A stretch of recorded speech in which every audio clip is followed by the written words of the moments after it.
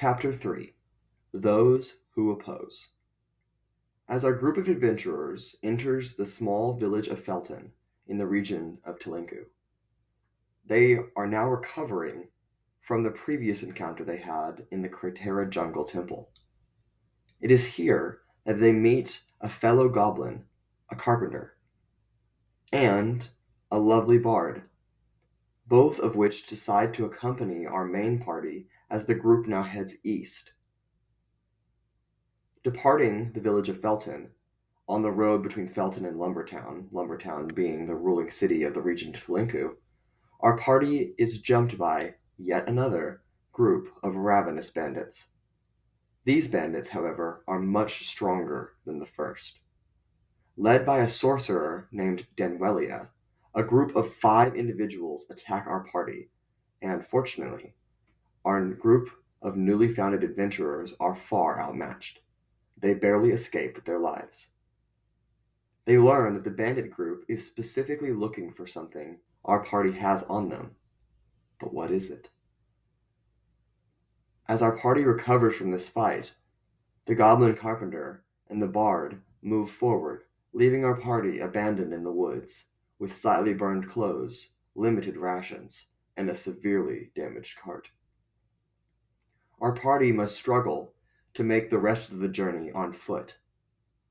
And they do, in fact, finish their journey to Lumbur Town, where they now split up, each curious to see both what the city has to offer and eager to learn more information about the bandit group that just recently attacked them. It's at this point that Nyx, our lizard, heads to a bar, and unbeknownst to his new companions, he meets a special person there who calls herself Dizzy. The rest of the party heads to the last known location of the bandit group that attacked them, an innkeep regarded as the only inn. Here, they investigate their recent bandit attack. Unfortunately, as the party adopts a mindset and poke their nose where they probably shouldn't, they find out that even the innkeep is in cahoots with the bandit. This leads to a quick and devastating combat between both the innkeep and the rest of our party, Nyx excluded. The devastating battle leads into treachery and gets both our heroes, Black Swordsman, and Dr. Henry Jones Jr. killed in battle.